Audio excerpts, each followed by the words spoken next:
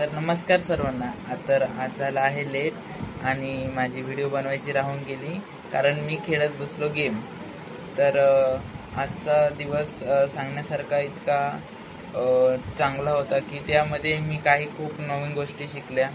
एक सरांनी without birth certificate account open होऊ शकतं असा विश्वास दिला असताना आपले दुसरे SPM सरांनी रूल्स दाखवून दिले की विदाऊट बर्थ सर्टिफिकेट आपलं अकाउंट ओपन होत नाही मायनरचं. तर त्यासाठी मी वरच्या ऑथॉरिटीला फोन केला, त्यांनी वरती विचारला तर ते खरंच तसं होऊ शकत नाही, नवीन नियम आलाय असं हे केलं. त्यामुळं मी 3 अकाउंट्स ओपन केले. त्यांना बर्थ सर्टिफिकेट होता आणि दुसरे जे अकाउंट आहेत ते बर्थ सर्टिफिकेट आणि LC आश्रमशाळेकडे मागणी केली. तर ते उद्या देणार आहेत.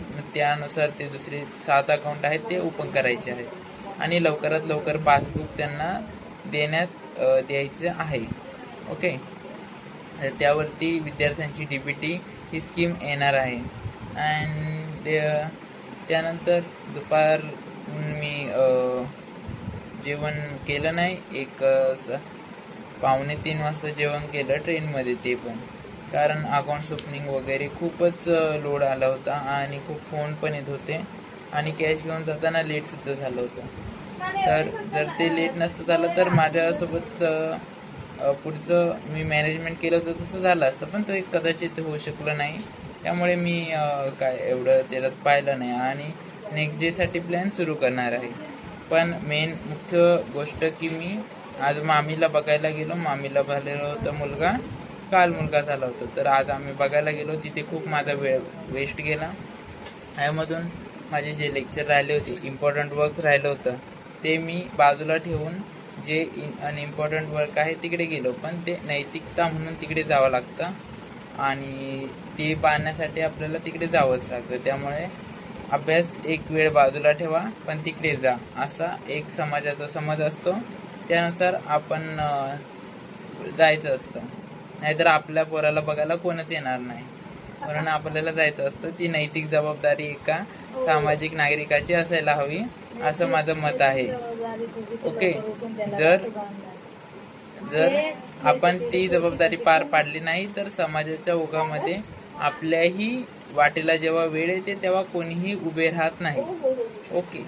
तर त्यामुळे मी तिकडे गेलो. त्यानंतर गिफ्ट वगैरे उद्या रक्षाबंधन असल्या कारणामुळे तिकडे गेलो आणि त्यामध्येच खूप माझा वेळ चालत गेला आणि पुढचे जे माझे लेक्चर बघायचा वेळ होता 1.5 तास, तो त्यामध्ये एक बोलू की आपण एक उपयोगच झाला वेळेचा, पण वेगळ्या प्रकारे असो. आणि त्यानंतर घरी आल्यावरती माझ्याकडे 8:30 ते 9 वाजेमधला एक स्लॉट बुक झाला. त्यामध्ये मी नोट्स कंप्लीट केल्या. माझ्या ज्या उरल्या होत्या उर्वरित मराठीच्या नोट्स मी पूर्ण केल्या. पण इश्यू त्यानंतर सुरू झाला. 9:30 वाजता मी जेवण केलं आणि त्यानंतर मी माझी गेम खेळायला सुरुवात केली. तर बोललो की थोडं खेळू थोडासा रिलॅक्स वाटेल. पण ॲक्च्युली काय झालं की तिथून मी अर्धा तासभर गेम खेळलो. तर एक असं असते की आपल्या डोक्याला डोपामिन हवं असते आणि जर आपण तेच खेळत राहिलो तर आपल्या डोक्यामध्ये ते डोपामिनची सिक्रेट करत राहतात आणि ती ऑटोमॅटिकली वाढत जाते. म्हणजे एक गाडी स्टार्ट करायला जो स्टार्टर लागतो तसा एक स्टार्टर जर आपण ठेवला तर पुढे गाडी लगेच चालू होते. पण जर आपण स्टार्टरच थांबवला तर पुढे गाडी चालण्याचा एक अंदाज तो कमी असतो, बरोबर.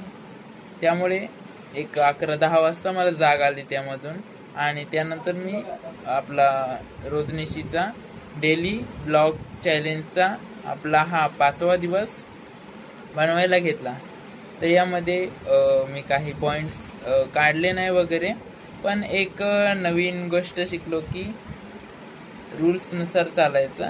जे कोणी म्हणतोय, ऑथॉरिटी बोलते तसं वागायचं नसून जे रूल्स सांगिततात तेच वागायचं. त्यामुळे आपला एक वेळेचं नियोजन होतं आणि नेक्स्ट काही गोष्टी असतात ते आपण शिकू शकतो त्यामधून. ओके. तर आज कम्युनिकेशनचं काही मी असं यूट्यूबला वगैरे बघितलं नाही. पण उद्यापासून ट्राय करेल की काही बघायचं आणि आपला टेम्पररी एक प्रॅक्टिकल लाईफमध्ये अप्लाय करून बघायचं, त्यांनी काय फरक पडतो वगैरे आपण ते बघू शकतो. ओके, तर अशा प्रकारे आजचा डेली ब्लॉगचा दिवस संपलेला आहे. आणि तर काही जय जय भारत.